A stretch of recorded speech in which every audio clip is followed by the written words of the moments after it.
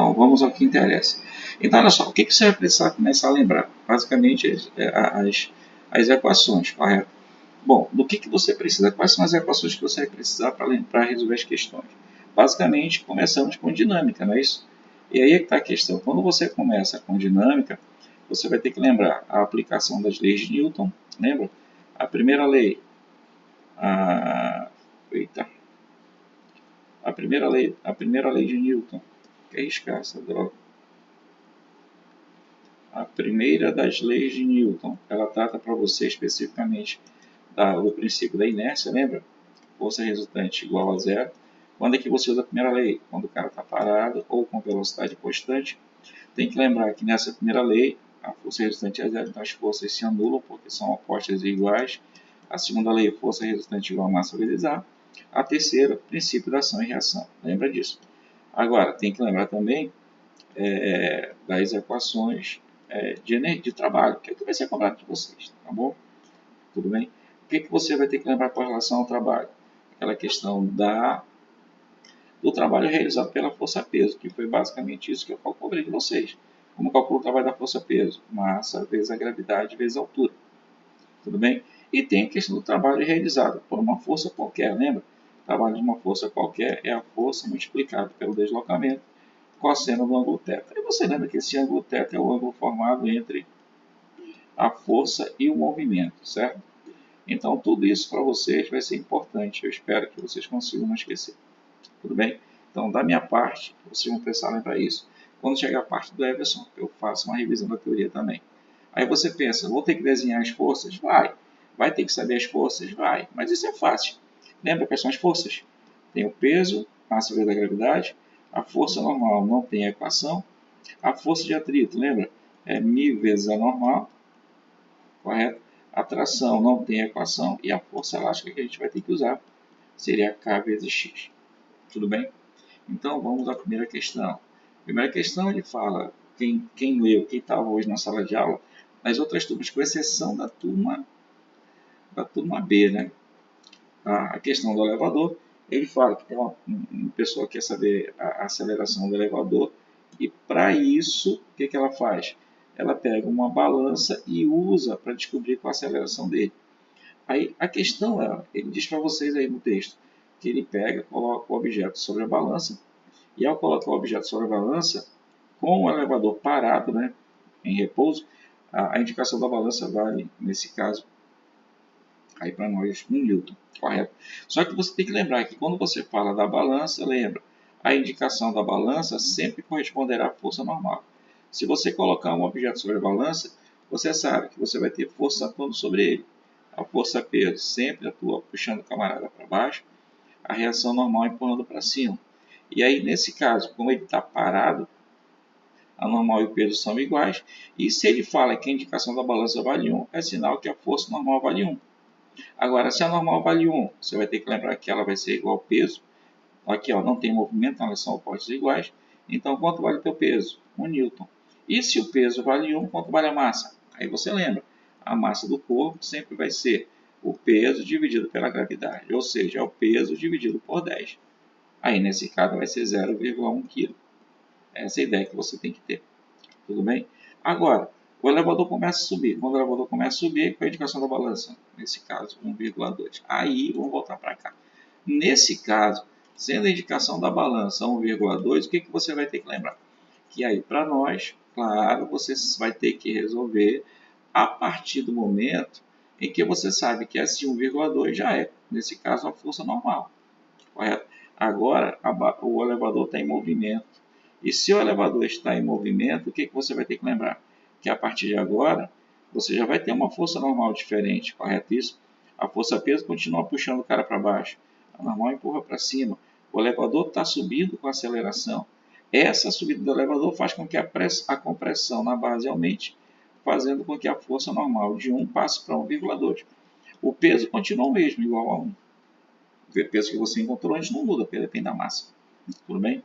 Se a indicação da balança vale 1,2 agora, que é normal, e o peso vale 1, como é que você calcularia a aceleração? Segundo a lei de Newton, força igual a massa vezes A. Quem é resultante?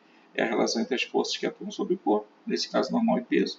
elas são opostas. Então, naturalmente, você vai subtrair as duas, 1,2 menos 1. A massa, você já descobriu, 0,1.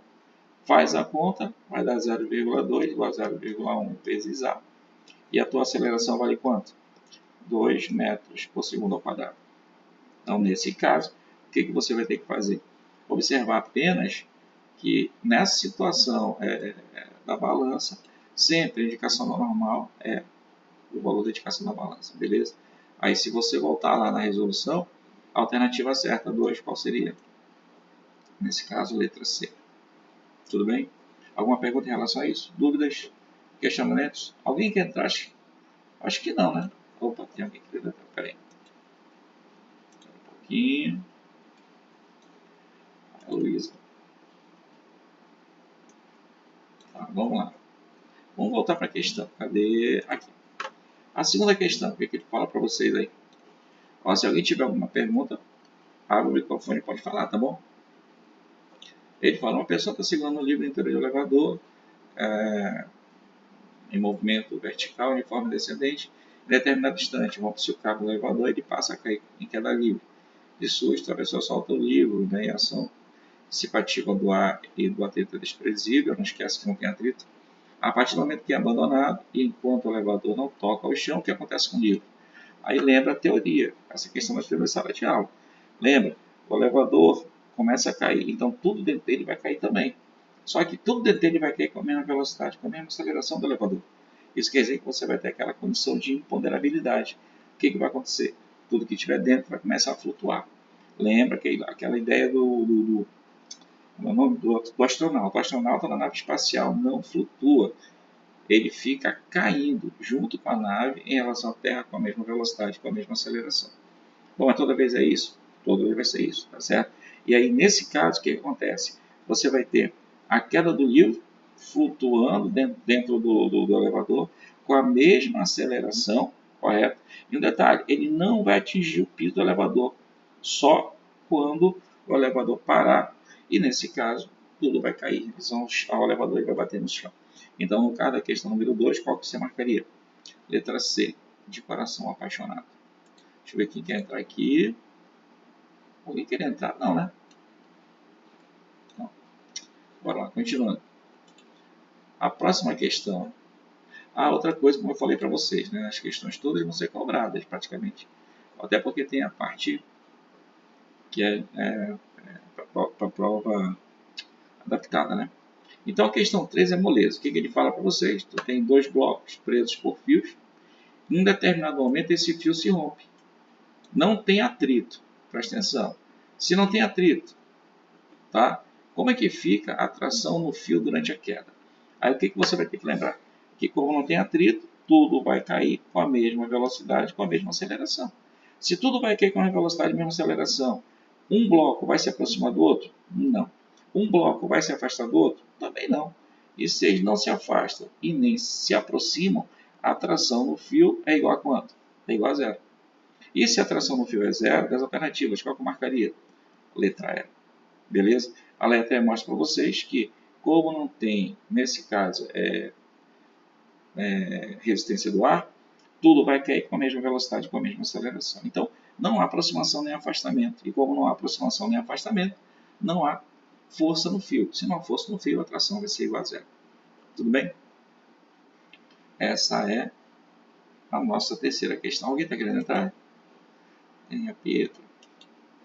Pronto. Quarta questão. A pessoa caminhando no plano. Lembra a teoria? Quando você caminha no plano, você caminha empurrando o chão para trás. Lembra disso?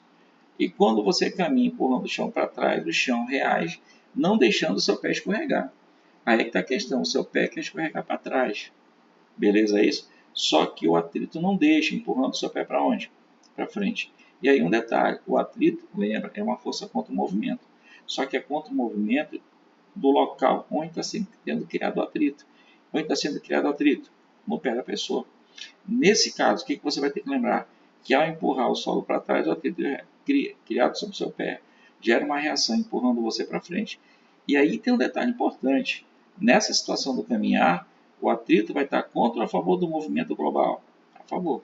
Então, numa situação de andar, você tem que lembrar que o atrito vai estar a favor do movimento do corpo todo, mas contra o movimento do pé. O pé quer ir para trás, o atrito não deixa, empurrando o pé para frente. E aí você acaba indo para frente.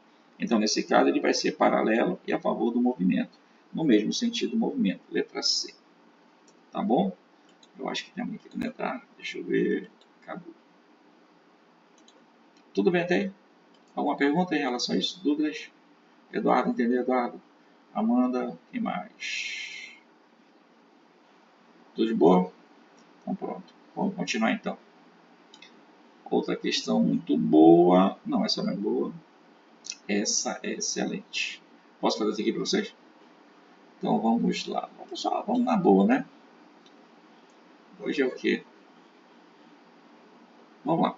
Questão 6. Ele fala da pele humana que detecta simultaneamente com sensibilidade que sistemas artificiais não conseguem reproduzir vibrações, forças estáticas, texturas, escorregamento. Tá? Sensores tácteis que apresentam respostas analógicas à pele humana seriam muito desejáveis. A figura a seguir mostra um modelo simples ilustrado. Em estudo, na pele humana, nela, a figura representa um bloco de peso P, força normal Fn, força de atrito Φ, né, na superfície, né, massa M do bloco, e a força externa aplicada a uma mola. A constante elétrica da mola vale 10. A massa vale 4 gramas. A cadeia de deformação da mola na iminência do movimento. A deformação da mola vale 3. Olha lá, em relação ao seu comprimento de equilíbrio. Ele pergunta qual é o coeficiente de atrito estático entre o bloco e a pedra. Aí uma coisa importante para vocês, ele quer o coeficiente, lembra? O coeficiente é aquele mizinho, certo? Ele está dentro da força de atrito, beleza. Mas como é que você vai descobrir isso? Primeiro você vai ter que observar as forças que atuam sobre o corpo. Ele já foi legal porque ele já colocou as forças todas. Já colocou normal, para cima, peso, para baixo, atrito contra o possível movimento. Lembra que aqui é iminência do movimento. Iminência não é movimento, está tudo parado. Se está tudo parado, automaticamente você já sabe que nesse caso o atrito vai ser estático, velocidade zero. Beleza? Mas aí está a questão, como é que eu vou fazer para calcular esse coeficiente de atrito? Bom, como você já tem as forças desenhadas para resolver a questão, o que você vai ter que fazer? Usar a lei de Newton. E nesse caso, como está parado, você tem que usar a primeira ou a segunda lei? A primeira lei de Newton, desculpa, força resultante igual a zero. Na resultante zero, o que não pode esquecer? As forças se anulam. Por quê? Porque as forças que atuam sobre o corpo, que são opostas, elas devem ser automaticamente iguais. Aí você pensa, mas sempre vai ser assim? Sempre vai ser assim. E aí o que você vai ter que fazer? Olhar para as forças e observar quais são opostas. E com elas são opostas, você iguala. Logo de cara, primeira igualdade que eu enxergo: força normal e peso. Elas não são opostas, então são iguais. Quanto vale o peso? Massa, tá expressa em grama. Você não pode usar massa em grama, tem que usar em quê? Quilo. Então, em quilograma, divide por 1000, vai dar 0,04 newtons. E aí, vocês, quanto vale o peso? Se a massa é 0,4 kg, tá bom? Foi mal. Se a massa é 0,04, quanto vale o peso? Pega esse valor, multiplica por 10. E aqui você vai ter 0,04 newton. Beleza? Além disso, você tem uma outra observação. Pode dar uma olhada aqui. Ó. Você tem, nesse caso, atrito e a força elástica na mola.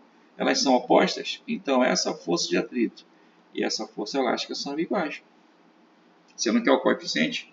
Usa essa igualdade para resolver. Pode falar.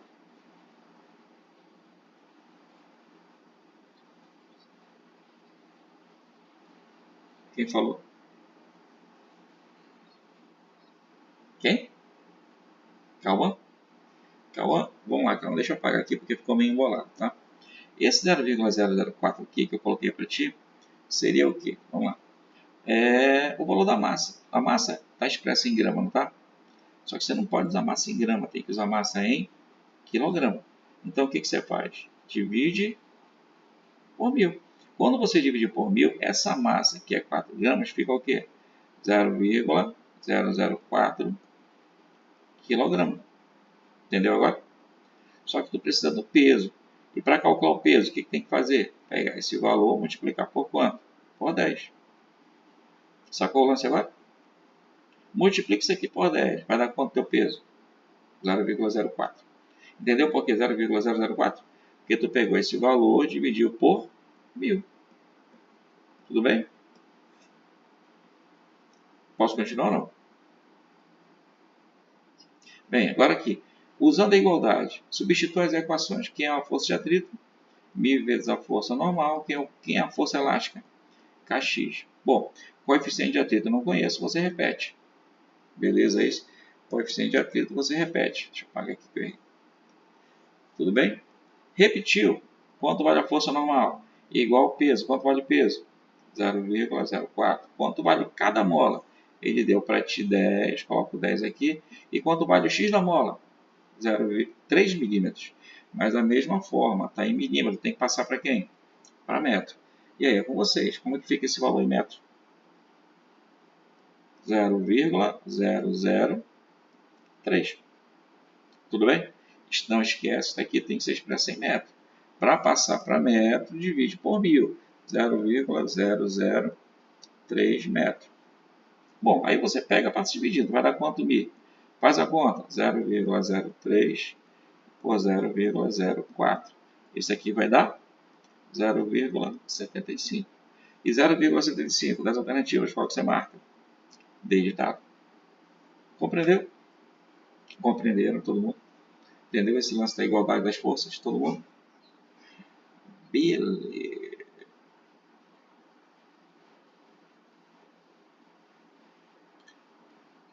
Para achar o peso, pô. O peso da massa vezes a gravidade. Isso, então é massa vezes 10. Beleza? Posso continuar? Oi. Pode falar. Pode falar.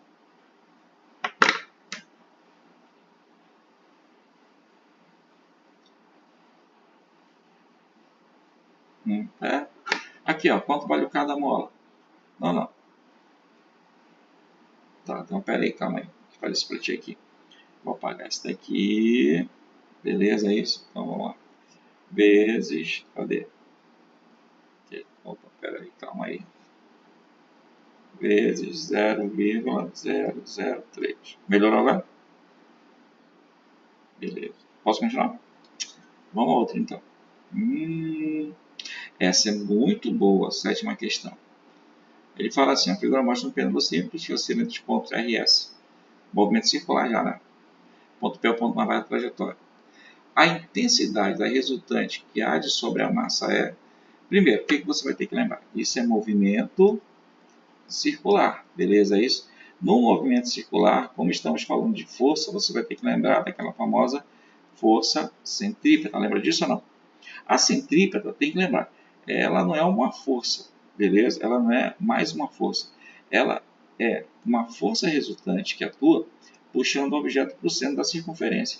Qualquer que seja a circunferência que você tenha, lembra, a velocidade vai estar atuando puxando o objeto para fora e a força centrípeta vai estar atuando puxando o objeto para dentro. Essa centrípeta nunca vai ser zero. Ela sempre vai ser diferente de zero. Em qualquer movimento circular que você tem, sempre você vai ter uma força puxando o objeto para dentro. Se não tiver essa força, o movimento não é circular. Ele sempre sai numa linha reta. E isso vai mostrar para vocês que, se isso é verdade, para a questão, qual alternativa que eu marco? Nesse caso, letra E. Como o movimento é circular, ele está oscilando de um lado para o outro, sempre vai ter uma força centrípeta atuando, puxando o cara para dentro ou para fora da circunferência? Para dentro. Agora, como é que calcula a força centrípeta? Lembra? Força centrípeta é massa vezes aceleração centrípeta. Só que essa aceleração centrípeta você tem que lembrar como calcula. Seria velocidade ao quadrado dividido por quem? Dividido pelo raio. Tudo bem? Então, como é movimento circular, em nenhum ponto a força vai ser zero. Tudo bem para vocês? Perguntas? Memoriza essa equação que a gente vai precisar depois, tá bom? Posso passar a próxima? Beleza, vamos lá. Continuando então. Olha aí, ó. A mesma coisa. Você tem um automóvel, questão número 9, número 8. Tá? Está contornando uma curva. Beleza, é isso? Ele quer saber qual é a força responsável por ele contornar a curva. E um detalhe importante, ele não quer derrapar. sem derrapar. Presta atenção nisso. Tá bom? O que você vai ter que lembrar? Que se ele está efetuando uma curva, por que ele não sai da curva? Porque tem aquele atrito puxando o camarada para dentro ou para fora da curva? Para dentro. O professor vai ter peso? Vai puxando para baixo. Vai ter reação normal? Vai empurrando para cima. Mas não me interessa a força que empurra nem para baixo nem para cima. O que me interessa é a força que está toda para dentro da circunferência. E aí tem que lembrar que toda a força sobre o carro, que nesse caso puxa para dentro, seria a própria força de atrito. Agora não esquece, ele não vai derrapar. E como ele não derrapa, esse atrito é estático ou cinético? Estático. E se ele derrapasse? Aí o atrito, você derrapando, aí você teria que lembrar que o atrito já não seria estático, seria o quê? Cinético. Tá bom? Essa é a questão. Então, das alternativas, qual que você marcaria? Letra D de dado. Tudo bem? Tranquilo? Então, quando ele faz uma curva sem derrapar, o atrito é estático. Derrapando, sabe quando ele faz a curva quase saindo da curva? Onde o pneu começa a cantar. Aí eu lembro que eu falei para vocês isso. Quando o pneu canta, ele está derrapando. Se está derrapando, o atrito é cinético. Tudo bem? Perguntas sobre isso? Posso continuar? E aqui? Para onde aponta o atrito e a resultante centrípeta? Lembra que ele não derrapa. Tá? Nesse caso, ele quer saber isso. A figura representa a parte traseira, né, de um carro para fazer uma curva inclinada. Ele quer na cidade alternativa que corresponde à orientação da força resultante centrípeta e da força de atrito estático sobre as rodas, impedindo que o carro derrape radialmente. Ele não pode derrapar, ele não pode sair da curva, essa é a questão. Tudo bem? Diga quais são as forças que atuam sobre ele. Você vai ter a força-peso puxando o camarada para baixo, né? Verticalmente para baixo. Você vai ter a reação normal, meio inclinada. Por que ela fica inclinada? Porque tem que formar 90 graus com plano inclinado.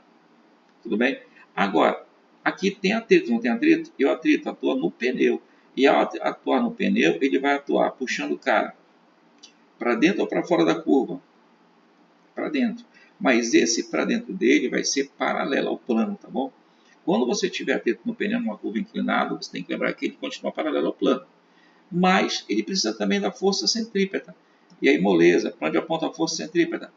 Para dentro da circunferência. O problema é que a circunferência tem o plano dela paralelo ao plano horizontal. Então, a circunferência tem plano horizontal paralelo ao plano horizontal aqui do plano. De tal modo que você vai ter a força centrípeta não no mesmo sentido do atrito, se puxando o camarada para dentro da circunferência. Então, você vai ter o atrito puxando paralelo ao plano para baixo, e você vai ter a força resultante centrípeta puxando horizontalmente para a esquerda. Tudo bem? Aí você vai lá e diz, nas alternativas, qual que você marcaria? Acho que letra A de amor. Tudo bem? Perguntas? Deixa eu ver quem está querendo entrar aqui. O Pedro Lucas. O que tu quer? O que tu quer que eu repita? Qual vetor tu está querendo? Me fala só um vetor. Tu entendeu o atrito? Entendeu o atrito? Atrito no pneu, puxando sempre paralelo ao plano para baixo. Agora, a tua centrípeta é que tem que tomar cuidado, porque como a curva é inclinada, o plano circular do movimento vai ser um plano paralelo à horizontal. Então, o teu plano circular, que nesse caso fecha a circunferência, vai ser horizontal. E se teu plano de movimento circular é horizontal, a resultante centrípeta também tem que ser horizontal, puxando para dentro ou para fora da circunferência? Para dentro. Numa questão mais avançada, o que seria a força centrípeta total? Seria a decomposição do atrito na horizontal somada com essa resultante puxando para dentro. Tá bom? Então, tu vai ter uma resultante centrípeta apontando para dentro da circunferência que tem um plano horizontal e o atrito paralelo ao plano inclinado, puxando o cara para baixo. Não esquece que o atrito é sempre paralelo ao plano, tá? Se o plano for inclinado, o atrito obrigatoriamente tem que ficar inclinado como o plano. Tudo bem? E aí você diz as alternativas qual que você tem, tá bom? Para quem quer entrar aqui.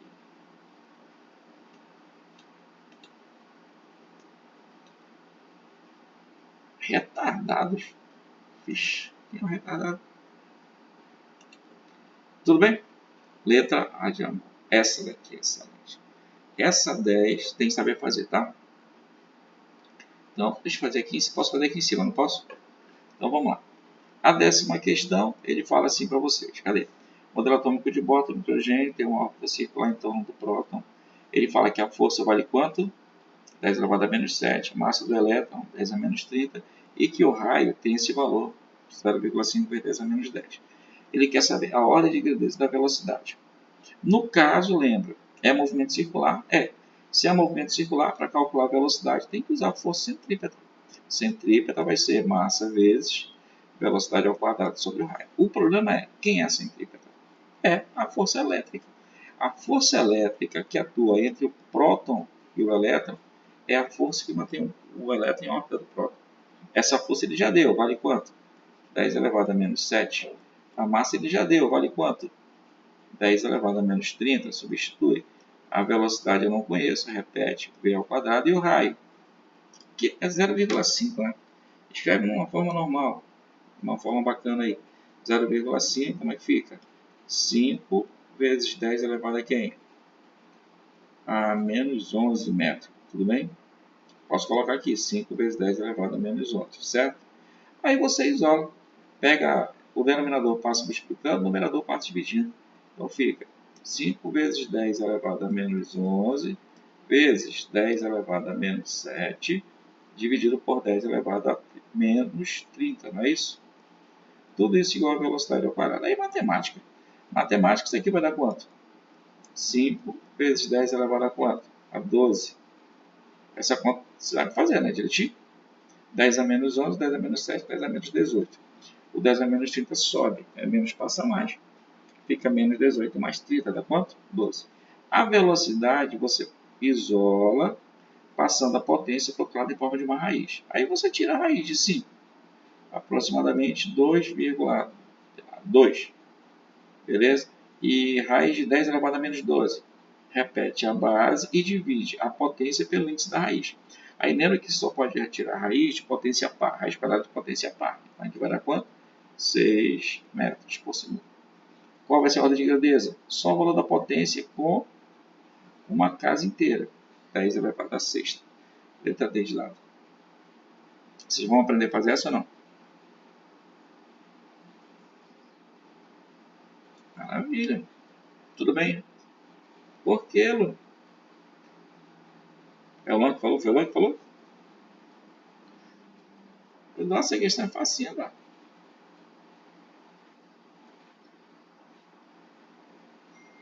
Deixa eu ser antipático. Posso fazer outro?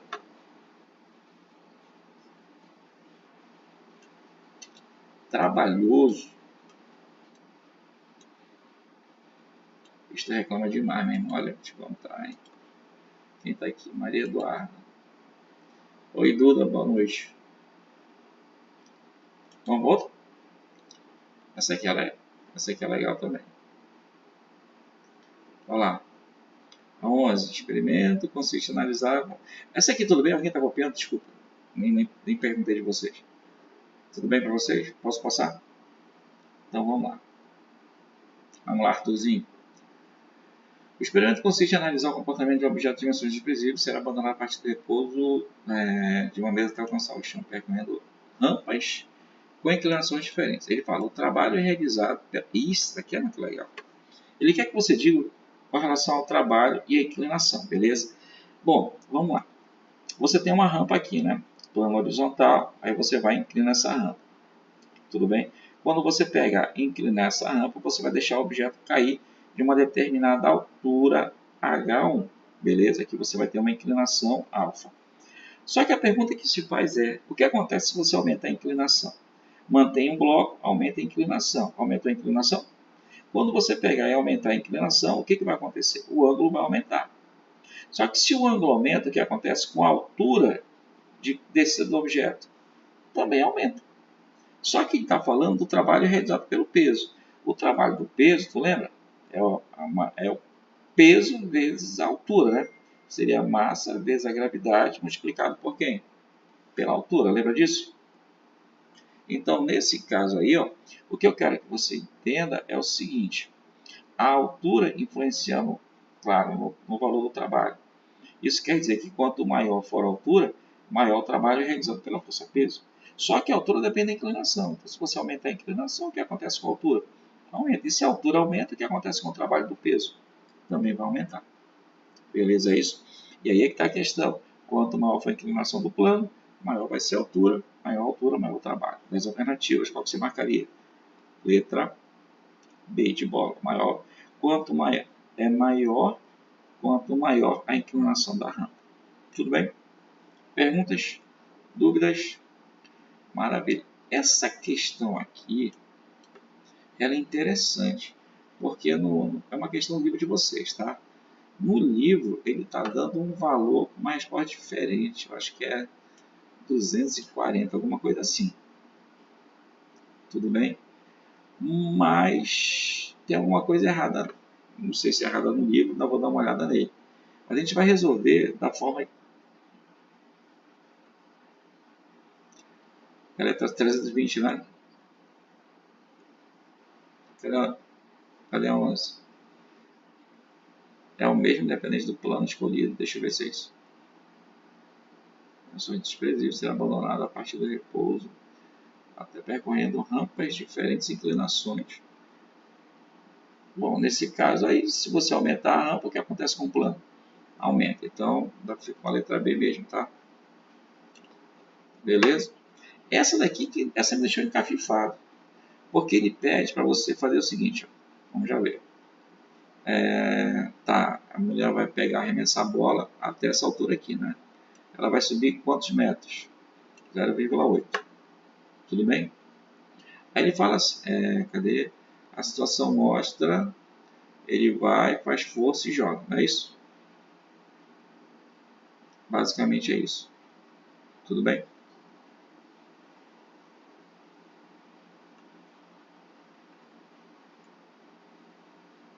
Aí ele fala assim, se considerarmos apenas o trabalho a realizar, o trabalho mínimo para lançar a bola de 20 kg verticalmente para cima, da primeira posição agachada, né, para a posição em que a bola atinge o alvo, o valor encontrado será. Bom, aqui nesse caso, se a gente for levar em consideração o trabalho, vai ser o trabalho da força-peso, né? Vai ter que aplicar uma força e empurrar o objeto para cima. Tá certo? Se a gente levar em consideração o trabalho do momento que ela foi lançada até chegada nesse caso na, na parte superior, você vai ter uma altura equivalente a quanto? 2,8. Então, se eu for calcular o trabalho nesse pedaço aí, você teria a massa, a gravidade, a altura, né? A massa vale quanto? 20 kg, a gravidade 10 e a altura 2,8. Aí você faz a conta, isso aqui vai dar quanto? 560 joules. Tudo bem? Tranquilo? Agora, se a gente for tentar chegar na resposta que ele deu, se eu não me engano, a resposta que ele deu é a letra C, se eu não me engano, não é isso? Para chegar na letra C, a gente tem que fazer o seguinte. Deixa eu pensar aqui como que chegar na letra C. Primeiro, dá só uma olhada aqui, né? O centro de tem o centro de massa da pessoa aqui. Tudo bem? Então, para chegar na resposta que ele está dando, o que você considera? Considera a subida do objeto, saída da mão do camarada desse ponto aqui, ó. Beleza? E pela figura, esse ponto está aproximadamente quanto? 1,2 acima da linha de cintura dela, né? Pela figura, basicamente, você tem a mesma altura para cima e para baixo, a partir do meio dela. Então, se isso é verdade, considerando a força que ela vai ter que fazer para erguer o objeto até aqui, você vai ter outro trabalho. Massa, gravidade e altura. A massa continua a mesma, a gravidade 10 e a altura 1,2. Isso aqui vai dar quanto? 240 joules. Tá aí. Então, nesse caso, se eu quiser o trabalho apenas para jogar a pessoa, o trabalho mínimo que ele fala, né? Apenas para jogar a pedra desse ponto até essa altura, o que eu vou ter que fazer? Eu vou pegar o trabalho total, realizado pela força-peso, e subtrair do trabalho que ela realizou para erguer o objeto até esse ponto 1,2 metros aproximadamente. Se você pegar o trabalho resultante, você vai ter 560 menos 240, você vai ter que valor 320 joules. Então, acho que é dessa forma que ele pede para a gente considerar. Tá bom? O trabalho total da base até chegar na rede, realizado pelo peso, é 560. Só que ele está querendo trabalho mínimo. E o trabalho mínimo, nesse caso, seria o trabalho necessário para sair da mão da pessoa e chegar até um ponto mais alto. Só que, para chegar até esse ponto, a pessoa vai ter que erguer a pedra até o braço ficar esticado. Olhando para a figura, até o braço ficar esticado, você tem aproximadamente o mesmo comprimento da cintura para baixo. Então, se você tem da cintura para baixo 1,2, você vai ter daqui para cima aproximadamente quanto? 1,2 metros também. Pegando esse trabalho realizado pela força da pessoa para erguer até 1,2 metros, você vai obter um trabalho equivalente a 240 e o trabalho resultante apenas para jogar o objeto desse ponto até a cesta, sendo a diferença entre os dois, 320, aí dá a resposta que ele está querendo. E nesse caso seria a letra C de coração apaixonado. Tudo bem? Tá certo? Beleza? Aí você pensa, pô, faltou considerar isso aqui. Faltou considerar isso aí, mas daqui a pouco a gente tem tempo para corrigir essa parada aí. Tá bom? Então, qual alternativa você marcaria? Letra C. Beleza? Fale, doutor. Tá na, olha, aí tu tem que fazer a comparação, Matias. Ó. Dá uma olhada nessa linha em relação da cintura até o pé. E dá uma olhada da distância dessa cintura até a mão dela. Deixa eu apagar isso aqui que eu risquei rapidinho para te ver. Se tu fizer uma comparação de comprimento, dá para ver aí? Então, considerando esse comprimento que você tem da mão até a cintura, tu observa que é aproximadamente igual esse comprimento que você tem da cintura para baixo. Apenas analisando o tamanho. Tá? Visualizou? Pois é. É basicamente isso. Ele marca, né, como referência a cintura. A cintura sabe que é o meio da pessoa. Se você esticar seu braço para cima, onde que fica o umbigo? Bem no meio dessa altura. A distância do centro para os braços, do centro para baixo, é aproximadamente o mesmo. Fechou? Podemos ir para outro não?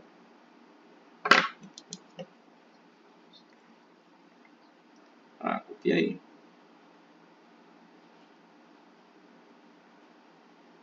Anote aí. Pode passar? Vamos embora. Isso daqui não, sai daqui. Agora vamos passar, vamos na boa.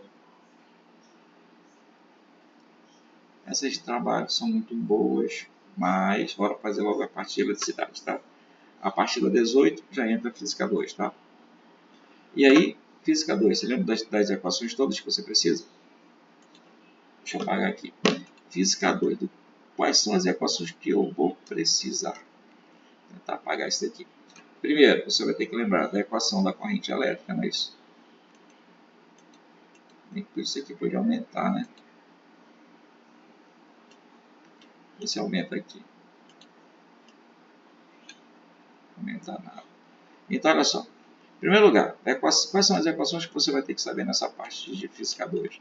A equação da corrente elétrica, que envolve carga, não esquece isso.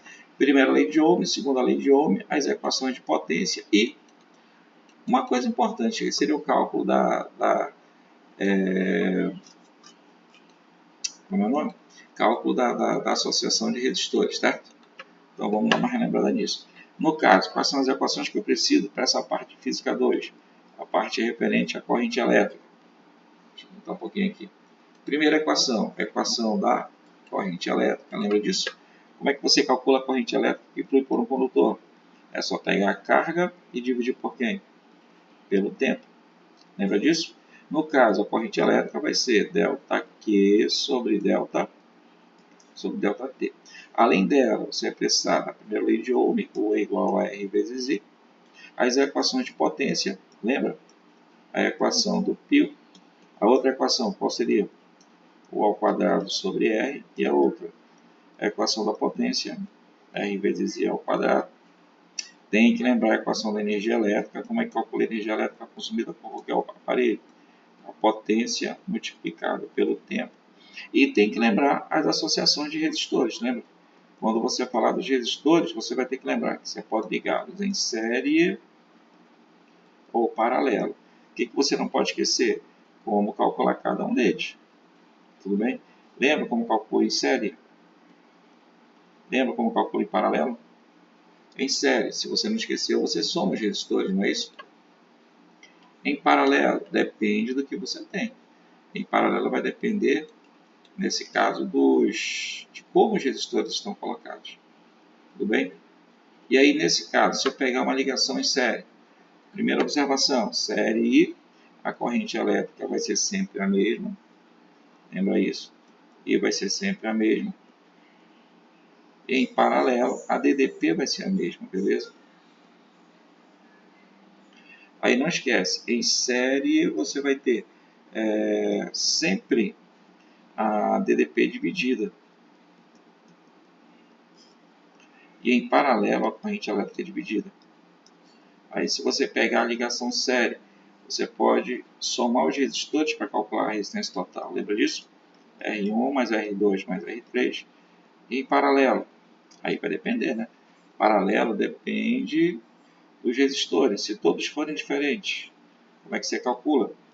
1 sobre R1 mais 1 sobre R2 mais 1 sobre R3. E se você tiver apenas dois diferentes, aí você multiplica os dois e divide pela soma. Lembra disso ou não? E se eu tiver apenas dois, se eu tiver resistores iguais? Né? Se você tiver resistores iguais, o que você faz? Você pega o valor de um resistor e divide pelo número de iguais. Então isso é importante não esquecer, tá bom? Se eu tiver resistores iguais, em paralelo, como é que você procede? Você pega o valor de um resistor e divide pelo número de resistores iguais. Então isso aí é um detalhe que você não precisa não esquecer. São as equações de potência, energia elétrica, resistores série paralelo, e aí a gente resolve o exercício. Tudo bem? Podemos continuar? Então vamos lá. Questão número 18. Fizemos em sala de aula isso daí. Bem interessante.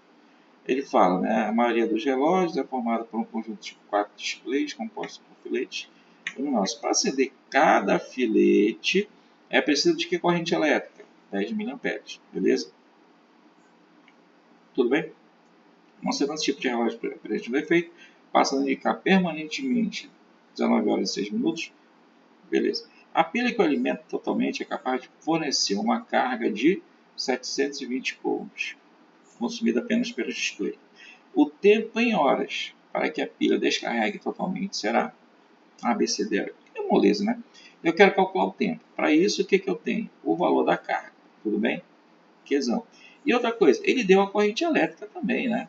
Esse 10 mA é a corrente elétrica que deve passar por cada filete para funcionar. Tudo bem? Beleza. Eu quero calcular o tempo que a bateria vai levar para descarregar. Para calcular o tempo, você tem corrente e tem carga. Pega a equação da corrente elétrica. Seria a carga dividido pelo tempo. Então, o que seria o tempo? A carga dividido pela corrente elétrica. A carga ele já deu para vocês. 720. Agora a corrente elétrica. Aí tem que pensar. Pensa, para cada filete, qual a corrente elétrica que eu preciso? 10 mA. Só que você não tem um filete só, né? Se você olhar na figura, você tem nessa nossa figura, deixa eu mudar de cor aqui, quantos filetes? Tem 1, 2, 3, 4, 5, 6, 7, 8, 9, 10, 11, 12, 13, 14, 15, 16, 17, 18, 19, 20. Você tem 20 filetes. E esses 20 filetes devem ficar acesos. E para que eles fiquem acesos, qual o valor da corrente que você precisa que passe por ele? São 20 filetes vezes os 10 mA que você tem. Só que lembra que isso aqui é milho, né? Lembra como é que você faz? A corrente elétrica, deixa eu jogar um pouquinho para baixo rapidinho aqui. Ó, a corrente elétrica, 10 mA. Lembra, esse milho tem um valor de potência, lembra? 10 a menos 3. É uma divisão por mil. Então, isso aqui, ó, tirando o milho, colocando 10 a menos 3, fazendo a conta, você vai ter, nesse caso, 0,01 ampere. Tudo bem? E aí o que você faz? Usa esse valor e substitui aqui, tá bom? Sabendo que a corrente para um filete é 0,01 ampere e são 20 filetes, qual é o valor da corrente total que eu preciso? 0,01 vezes 20, a corrente total vai ser 0,2 amperes. Para os 20 filetes funcionarem, eu vou precisar de 0,2 amperes. Posso pegar o valor substituir e quando eu substituir, fica em quanto? 3.600 segundos. Só que ele não quer em segundo, ele quer em quê? Em hora. E se ele quer a resposta em hora, beleza. 3.600 segundos, são quantas horas? 1 hora. Tudo bem? Perguntas? Dúvidas? Questionamentos? Pergunte alguma coisa aí. Ah, só tu. Eu não botei 1 hora. Não, olha só, cara, presta atenção. Tu achou o tempo em segundos, não achou? Mas ele quer a resposta em hora, cara. Certo? Aí tu tem que lembrar, 1 hora são quantos segundos? 3.600. Então, se eu tenho 3.600 segundos, eu vou ter 1 hora. Concorda comigo? Isso aí. Fechou? Beleza. Posso fazer outro? Lembraram dessa ou não? Ó, essa próxima questão 19, na prova de vocês eu mudei, tá certo? Então, a gente vai resolver como vocês precisam fazer na prova, tá certo? Bom, na prova, na questão, ele fala assim: o gráfico a seguir indica o comportamento da corrente elétrica em função do condutor, né, da corrente no condutor. Aí ele fala: a carga elétrica em coulombs que passa na seção do fio em 15 segundos é. Bom, não é isso que eu quero. Tá? Eu quero que você calcule a carga que passa pelo condutor não é em 15 segundos. Eu quero calcular essa carga aqui. Arriscando não?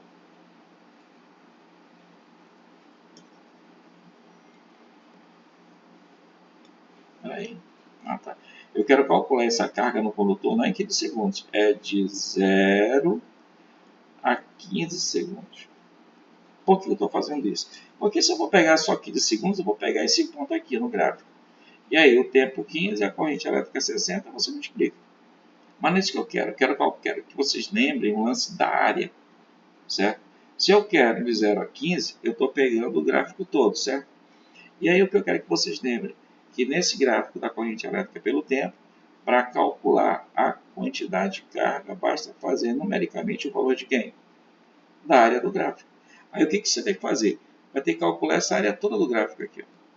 Essa área que vai de 0 a 15. E essa área que você tem é a área de um triângulo. Se é triângulo, base vezes a altura sobre 2. E aí, diga lá, quanto vale a base? Cadê a base? 15. Quanto vale a altura? 60. Dividido por 2. Faz a conta na calculadora, vai dar quanto aqui? 30, 450 eu acho, né? 450 coulombs. Tudo bem? Tranquilo? Agora, se eu quisesse calcular essa carga mais de 5 a 15 segundos. Aí você pensa, ia ter que fazer o cálculo da área de novo. Então faz de novo o cálculo da área. Fechou? A carga vai ser numericamente igual à área. Que a área é de 5 a 15. Aí você vai aqui no gráfico e divide. Ó. De 5 a 15, olhando para a figura, de 5 a 15 agora. Só esse pedaço aqui, tá? É um trapézio. E se é um trapézio, base maior mais base menor, vezes a altura sobre 2. Aí diga lá, no teu trapézio, quem é a base maior? Bzão é o 60, né? Qual é a base menor? Bzinho, 20. A altura já vai ser essa base horizontal. Vai de 5 a 15, que vale 10, dividido por 2. E aí você faz a conta. Aqui vai ficar 80, é isso? Vezes 10, 800 por 2 vai dar quanto? 400 coulombs. Tá bom? Assim, eu coloquei essa questão justamente para a gente dar uma conferida nessa parada diária, tá certo? Perguntas sobre isso? Dúvidas? Entenderam o cálculo da área direitinho? Tudo de boa? Certo. Cauã, entendeu, Cauã? Beleza. Yasmin. É isso aí. Qual outro? Próximo 20? Não. Só se vocês quiserem que faça 20, senão a gente não faz. Puxa, que mando, cara. O problema é que tem prova de segunda chamada, né, bicho? E aí vamos supor que alguém queira fazer segunda chamada, entendeu? Enfim. Nessa 20, dá um bisu para vocês, posso? Ele quer a corrente elétrica na solução. Isso é química, né? Como é que você faz para calcular a corrente elétrica na solução? Corrente total. Você pega a corrente elétrica dos íons positivos e soma com a corrente elétrica dos íons negativos. Só isso. Como é que calcula a corrente? Você faz o cálculo carga dividido pelo tempo. O tempo ele já fala para vocês qual é o tempo por segundo. Tá vendo aí? A cada segundo. Fechou? Agora, ele deu o número de íons positivos. A carga elétrica vale quanto? 2E. 2 vezes a carga elétrica, não esquece. E tem os íons negativos. Ele já deu o número de íons negativos. E deu a carga que vale E. A diferença vai ser essa. Quando você for calcular a corrente dos íons positivos, vai ser o número de íons multiplicado pela carga, que é 2E, dividido pelo tempo. E quando você for fazer o cálculo do negativo, você pega, de novo, carga dividido pelo tempo, né? Só que a carga vai ser simplesmente N vezes a carga, que é o E, dividido pelo tempo. Aí você faz a conta e soma tudo. Beleza? Isso é só para você saber. Acho que no final tem que dar 8, acho que uma coisa assim. Acho que eu fiz essa questão hoje no terceiro A. Tive 2 tempos lá hoje. Compreenderam? Então, uma questão de soluções. Ele quer a corrente elétrica total, é só você pegar e somar tudo. Tá bom? Agora tem que fazer 2 cálculos de corrente elétrica. Um para o positivo e outro para o negativo. Se aparecer uma questão dessa, talvez segunda chamada. Mas eu não tenho nem certeza. Eu não lembro dela em prova alguma. Enfim, tá aí. Vocês vão ter que saber fazer. Alguma pergunta? Dúvidas? Posso continuar? Bom, deixa eu ver o que aparece aqui de bom pra gente.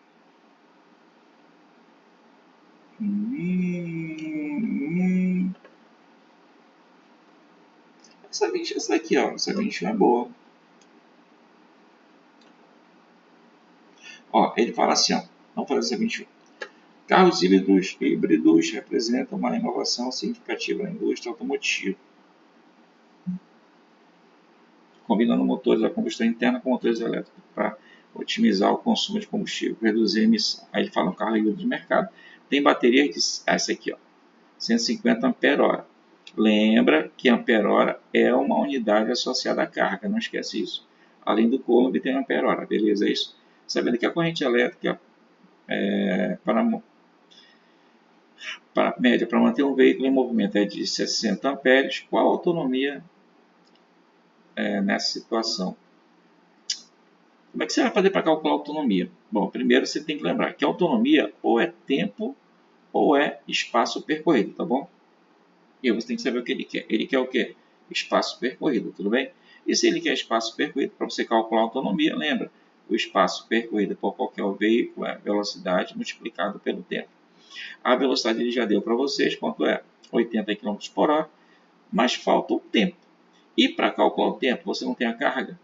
Não tem a corrente elétrica? Então, para calcular o tempo, é só você pegar a carga e dividir pela corrente. A carga ele já deu, que é 150.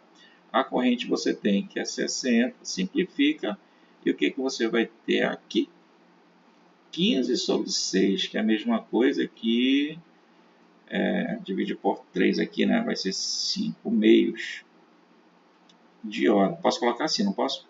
A velocidade é 80. Quanto é o tempo? 5 meios. Aí você faz na calculadora. Simplifica 40 aqui, vai dar quanto? 200 km. 200 km com a resposta. Petraia. Essa é boa. Em uma das provas vai cair essa questão. Tá beleza? Mas tudo bem para você essa questão de autonomia direitinho? Então lembra, quando falar de autonomia, ou está falando em espaço, ou está falando em tempo. Beleza?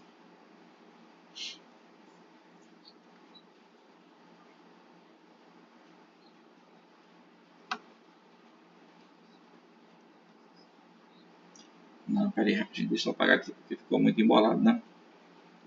Deixa eu apagar esse aqui, tá? Deixa eu apagar esse daqui, eu vou colocar um pouquinho mais pra cá. Tá bom? Só rapidinho, pessoal, só apagar aqui. Isso aqui é assim, ó. Ó, como é que calcula o tempo? É a carga dividida pela corrente elétrica, né? Quanto vale a carga? 150. Quanto vale a corrente elétrica? 60. Aí quando você fizer a conta, simplifica, vai dar quanto? 5 meios. Tudo bem? Entendeu agora? 5 sobre 2 horas, não é isso? É isso. Letra E de exatas. Ah, isso aqui não. Essa é 22 não. Muita coisa para fazer. Não vou fazer não.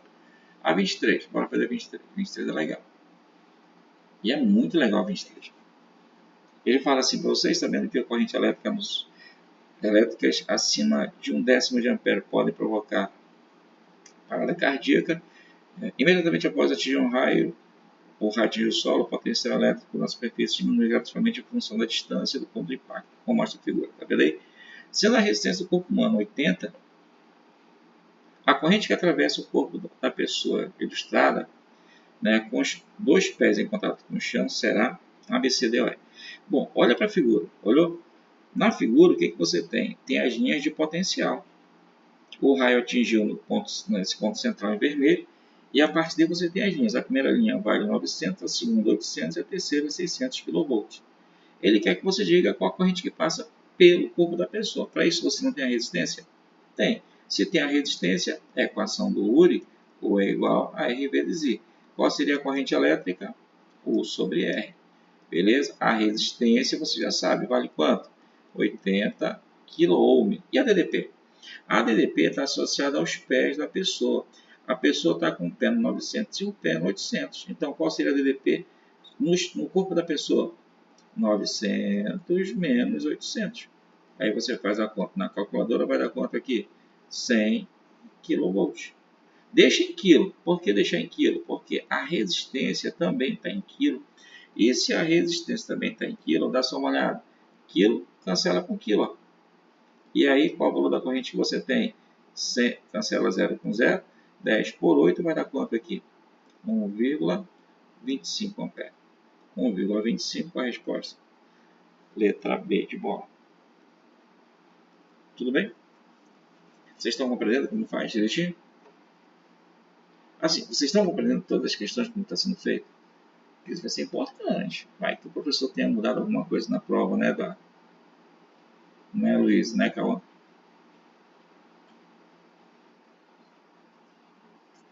Quem está vigiando, né, Arthur? Posso continuar, meninos? Eu falei ainda agora. Opa, tirei. Ela é excelente. Vamos que a gente tem que fazer alguma coisa do Everson hoje ainda. Posso continuar? Fala, Cauã.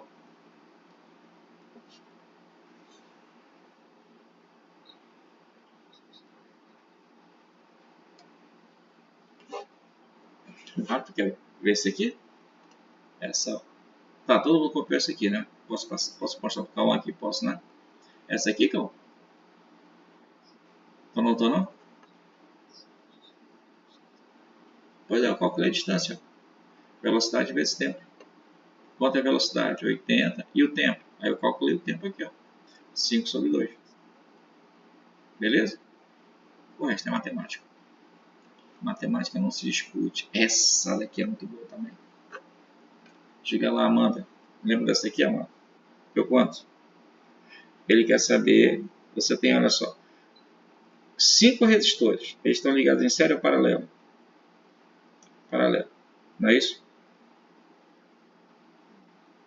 Ué?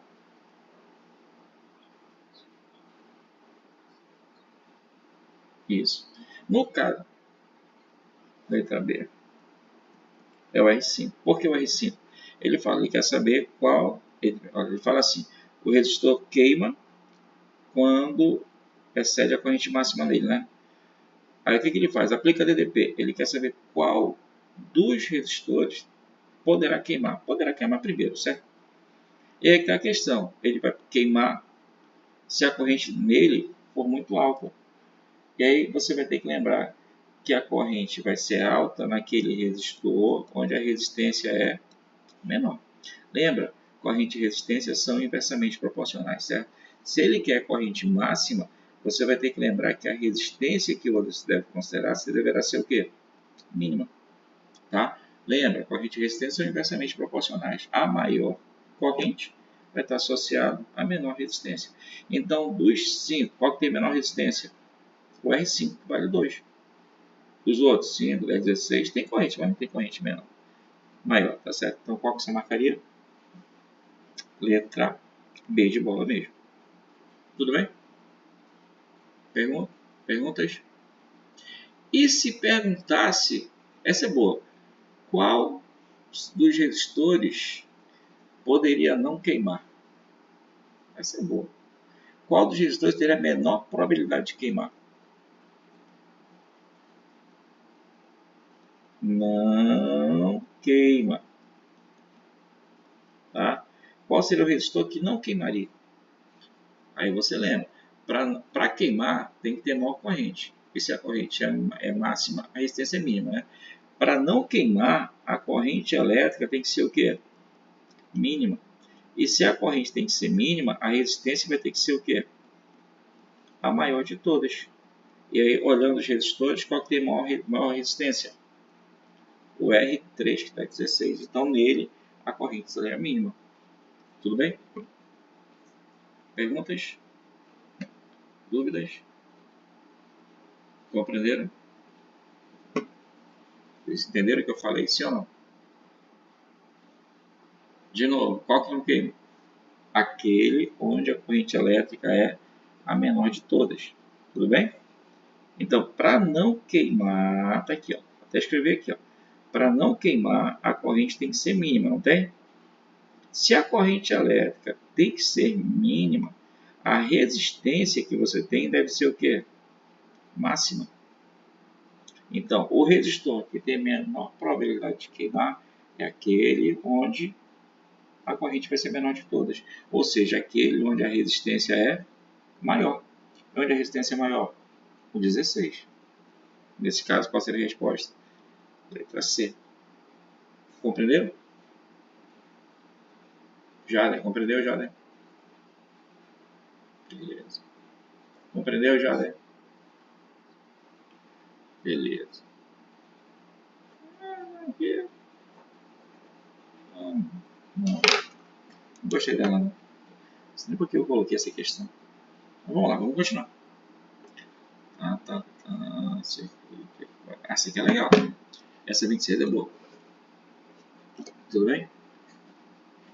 Ele fala assim, né? No século XX, cientistas como Ohm e Kirchhoff fizeram importantes descobertas que ajudaram a estabelecer o funcionamento das leis fundamentais da eletricidade, permitindo avanços significativos na compreensão do circuito elétrico. Essas leis continuam a ser aplicadas até hoje.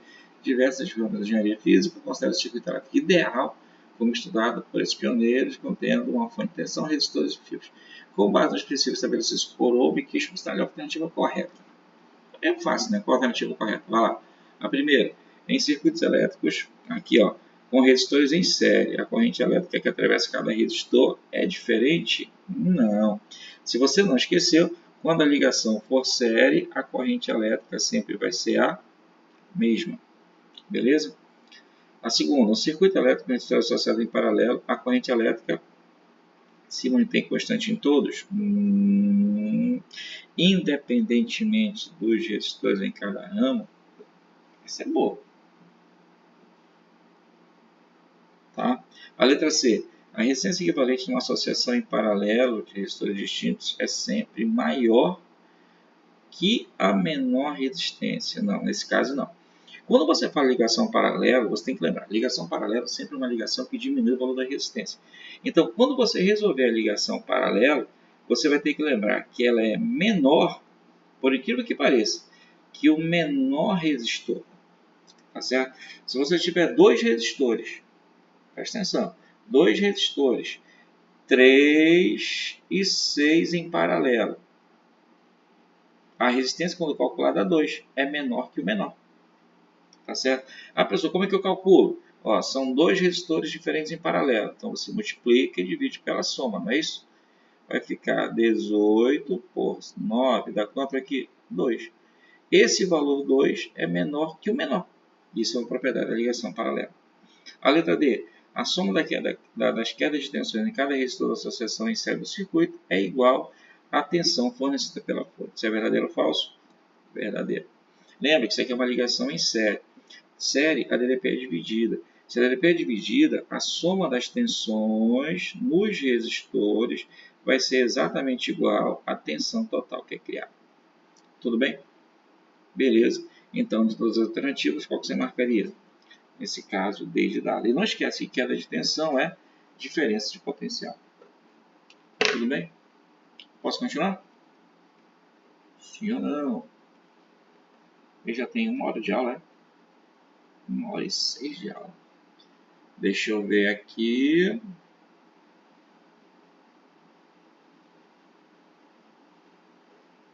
O que está acontecendo aqui? Acho que essa 28 não existe. Essa 28 é a continuação. Ó, essa daqui é a continuação da parada aqui. Essa aqui é legal. Bora ver essa questão. Essa questão é boa, tá? A 27. Não existe a 28 não, tá? Ele fala, observando o circuito elétrico, blá, blá, blá, blá, blá, blá, blá, blá, blá, blá, blá, blá, blá, blá. O que interessa pra gente? Lá no final. Tá? Nesse contexto, considere o circuito elétrico de dois resistores, R1 e R2, ligados em série. Ó, R1 maior que R2. Tudo bem? Adotando I1 e I2 como correntes elétricas que atravessam R2, V1 e V2, as tensões, é correto afirmar o quê? Primeiro, é uma ligação série. Se é uma ligação série, o que tu não pode esquecer? Que as correntes são iguais.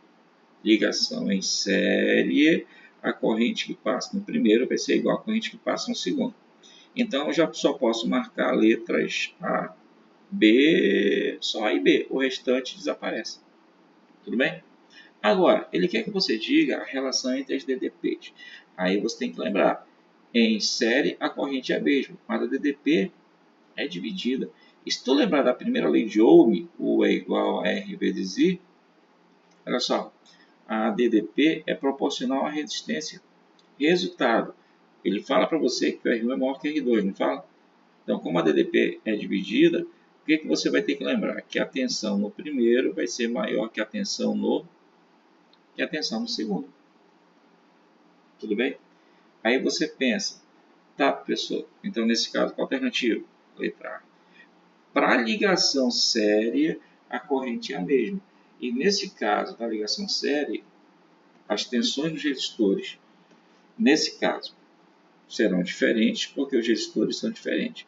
E aí a teoria diz que o maior resistor vai ter maior tensão. O menor resistor vai ter a menor tensão. Tudo bem? Então, nesse caso, qual a alternativa que eu marcaria? Letra A.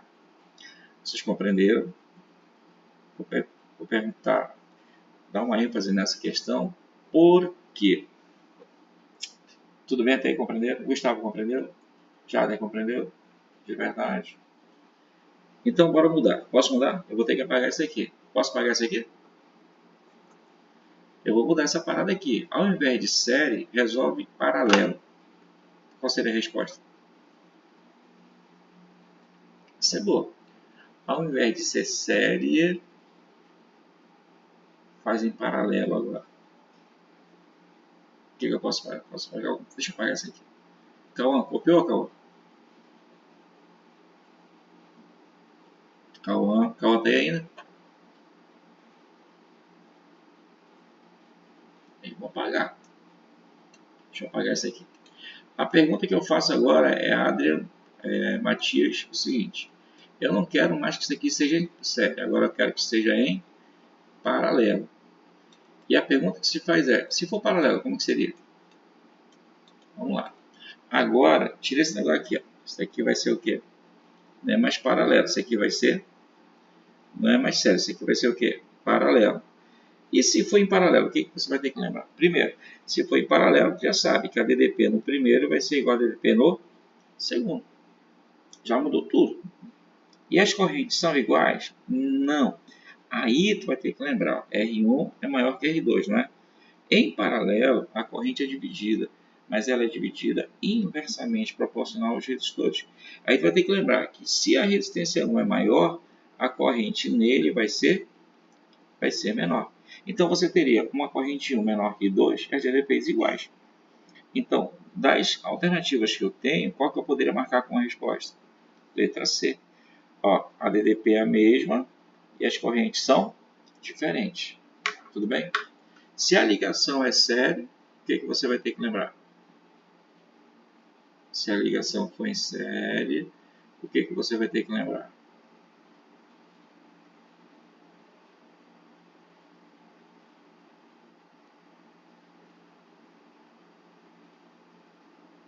Primeiro, que você vai ter a mesma corrente e a DDP vai ser dividida proporcionalmente, vai ser diferente. Se a ligação for em paralelo, aí já muda tudo. A DDP é a mesma e as correntes são diferentes. E nesse caso, como R1 é maior que R2, a corrente no primeiro vai ser menor que a corrente no segundo. Lembra, resistência e corrente sempre são inversamente proporcionais. Tudo bem para vocês? Perguntas? Dúvidas? Maravilha. Agora, essa outra aqui é perfeita, essa questão. O cara que criou essa questão, um cara muito inteligente. Ele fala assim, o carregador possui... Olha, o carregador de celular possui as seguintes inscrições, tá vendo? Tem um terminal, você chama esse terminal de terminal 1, tá? Vamos colocar aqui. Aqui tem um terminal 2 e tem o cabo. E olha só, esse cabo ele tem essa inscrição aqui, ó. Tá vendo? 0,15 ohm por metro. O que ele está dizendo para vocês aí? Que a cada metro você vai ter que resistência elétrica? 0,15. Tudo bem? Cada terminal tem que valor de resistência? 0,3. Então, terminal 1 tem que valor de resistência? 0,3. Terminal 2 tem que valor de resistência? 0,3 ohm. Tudo bem? Tá, aí continua o texto. Sabendo que o cabo possui 0,8 metros de comprimento, ao ser utilizado para carregar o celular, ele introduz ao circuito de carregamento uma resistência de... Bom, o que ele quer que você faça? Qual é a resistência do cabo que vai ser colocado para carregar e se eles estão em série ou paralela, tá vendo? Quer saber se é série ou paralela. Primeiro, a figura mostra que é só um fio. Se é só um fio, a figura que você vai ter é essa daqui, ó. Você vai ter, nesse caso, a resistência do terminal 1, tudo bem? Quanto vale a resistência? 0,3 ohms. Você vai ter a resistência do terminal 2 no final, 0,3 ohms. E você vai ter a resistência do cabo. Beleza? E tudo vai estar numa ligação série ou paralela. Nesse caso, em série. Bom, se é uma ligação série, você vai ter que somar tudo, certo? Mas o problema é, qual a resistência do cabo?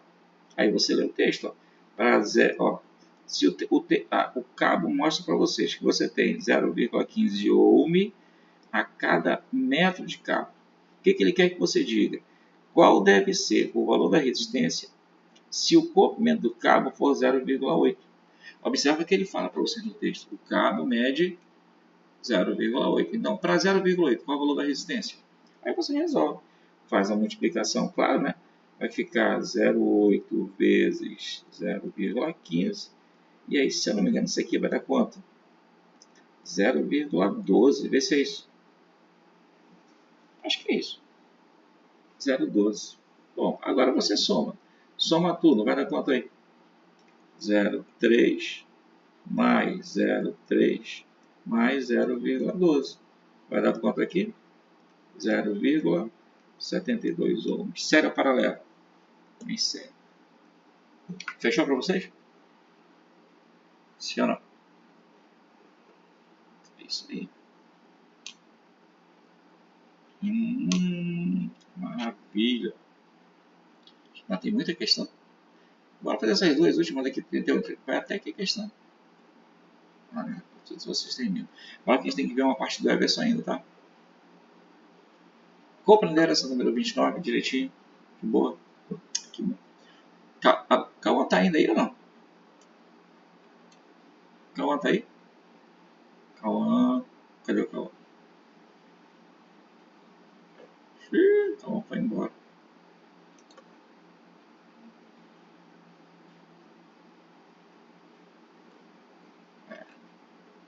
Vai lá então. Vamos continuar. Vocês podem ficar até que horas? Vocês têm horário para dormir hoje? Ó?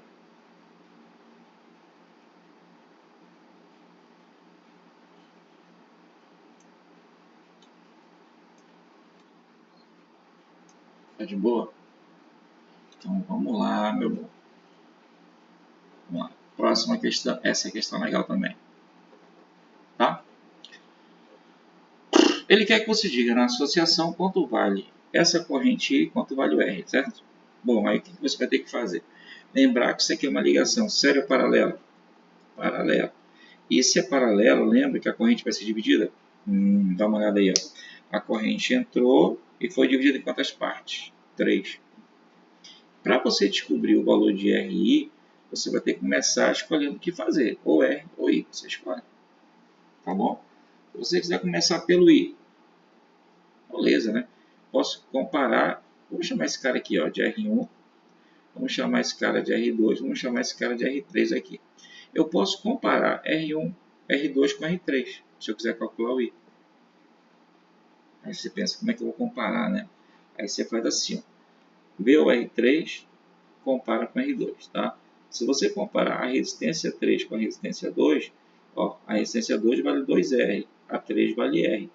Então, essa resistência 3, ela é 2 vezes menor que R2, correto isso? E aí é que está a questão, se essa resistência é menor, o que não pode esquecer? Que a corrente por ela vai ser maior. E aí essa corrente vai ser maior quantas vezes? 2 vezes. Aí você fica pensando, pô, mas só isso? Só isso. E aí pensa, qual a corrente que passa por cima? Nesse caso de 2, 8. Então qual é a corrente que vai passar por baixo? O dobro. 2 vezes 8. Mas na calculadora deu quanto? 16 amperes. Só isso. Tudo bem? Agora, você quer calcular o valor do R. Beleza, é isso? Para calcular o valor do R, você faz uma comparação do R1, que você já tem o R, tá? Com o R2. Compara R1 com R2, fechou?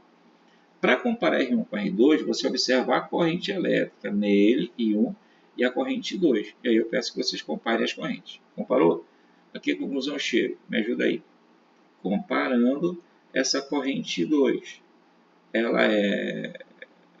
Compara 8 e 2, né? Ela é 4 vezes maior que I1. Fechou? E a pergunta é, se ela é 4 vezes maior, essa resistência 2 vai ser maior ou menor? Ela vai ser menor. Aí você tem que lembrar, né? O quanto a corrente é maior, a resistência é menor. Então, nesse caso, ela vai ser menor quantas vezes? 4 vezes também. Menor que R1. O R1 vale quanto? 40. Então, R2 vai ser 4 vezes menor. 4 vezes menor que 40 vale quanto? 10. Então, esse R2 aqui ó, vale 10. Só que o R2 não é 2 vezes R? E se o R2 é 2 vezes R, quanto vale cada R desse? 5 só isso. Aí, pô, mas só isso, só isso. Ah, não é 10? Não. O 10 é 2 vezes o R. Mas eu não quero 2R, eu quero 1R só. Se 2R vale 10, quanto vale 1R? 5. E aí, das alternativas, qual que você marcaria? 16 com 5, letra B de bola. Compreenderam? Dúvidas? Questionamentos? Nada de questionamento? Vocês são bons mesmo, né? Deixa eu ver aqui. Eita, quem foi que mandou foto aqui? Que foto é essa?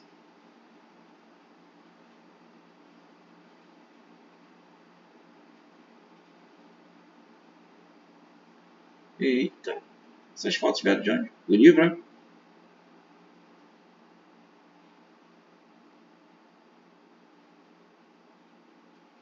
Hum, Cara, a gente vai, vamos lá então, vamos fazer essa parada aqui para que vocês possam fazer tudo direito, tá bom? Vamos lá. A próxima, essa daqui é legal, 31, o que ele fala para vocês? Uma questão do Enem.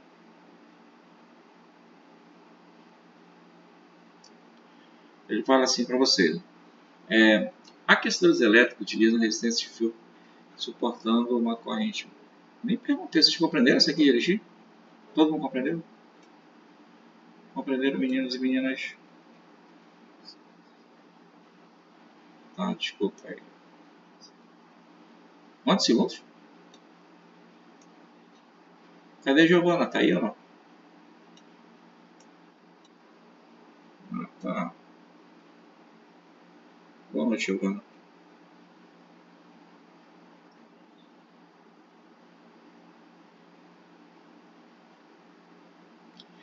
Cara, a gente vai fazer o seguinte na parte do Everson. Vamos pegar a teoria, né? Ele falou para vocês, ele falou da teoria de espelhos esféricos, né? Formação de imagens, não é isso? Tá, beleza.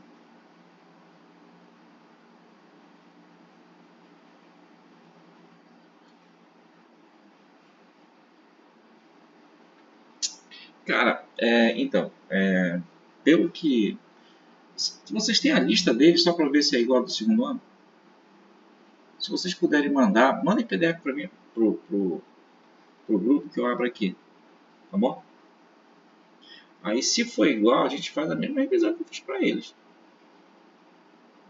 tá bom?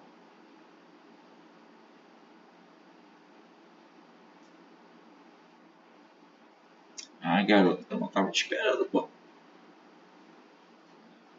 Vamos lá então. Só não, só não, só. Oi,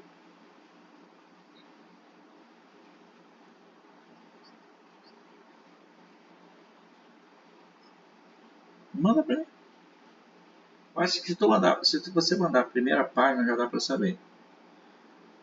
Tá certo? Aí, porque os meninos do segundo ano, eu estava dando para aula para eles hoje à tarde, aí eles mandaram resolver com eles algumas questões. E está em PDF.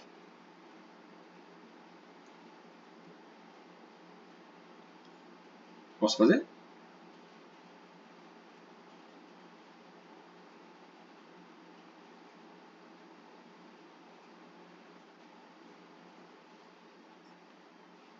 Beleza, daqui a pouco eu já abri, tá?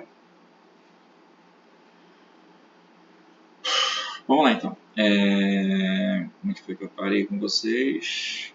Vamos fazer essa última aqui para chegar a parte do Everson logo. Ele fala assim: aquecedores elétricos utilizam resistência de fio, suporta a corrente dimensionada pelo fabricante, a dimensão original do circuito do aquecedor foi utilizada para colocar a elevação da temperatura da água até 9 tempo. Ele fala, eu vou bem aqui, caso pretenda utilizar tensão 220 volts, 250 volts, o circuito precisará ser redirecionado para garantir o correto funcionamento do aquecedor. O aquecedor está aqui, né?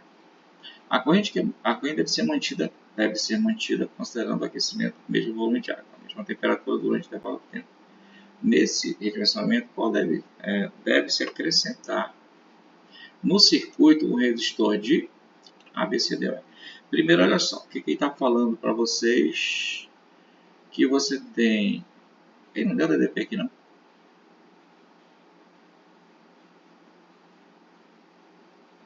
Aqui, ó. Você tem uma corrente elétrica passando pelo resistor, tudo bem? Ainda tá. Essa corrente elétrica que passa pelo resistor ajuda, nesse caso, a saber qual é a TDP que ele pode suportar. Então, nesse caso, se você calcular a DDP no resistor, pega a equação da primeira lei de Ohm, a equação do Uri, U é igual a R vezes I. A DDP nele vai ser a resistência vale 40, a corrente vale 4. Então, isso aqui vai ser quanto? 160 volts. Então, nesse caso, esse aquecedor ele funciona no máximo em que voltagem? 160. Só que o cara quer meter nele 250 volts. O que vai acontecer? O bicho vai queimar. E aí é que está a questão. Eu quero que esse bicho queime? Não. Se eu não quero que ele queime, o que eu devo fazer? Eu devo colocar um outro resistor nesse circuito. Mas a pergunta é, eu tenho que colocar esse resistor em série ou paralelo? Aí pensa, a tensão total que eu estou ligando aqui é 250 volts agora. A tensão que ele suporta vale quanto? 160. Então, o que eu tenho que fazer? Eu tenho que arranjar um resistor na minha ligação que divida essa tensão total. E aí você vai ter que lembrar, a única forma que eu tenho de dividir uma tensão para que o meu resistor continue funcionando é conectar junto com ele um outro resistor em série ou paralelo. Nesse caso, em série.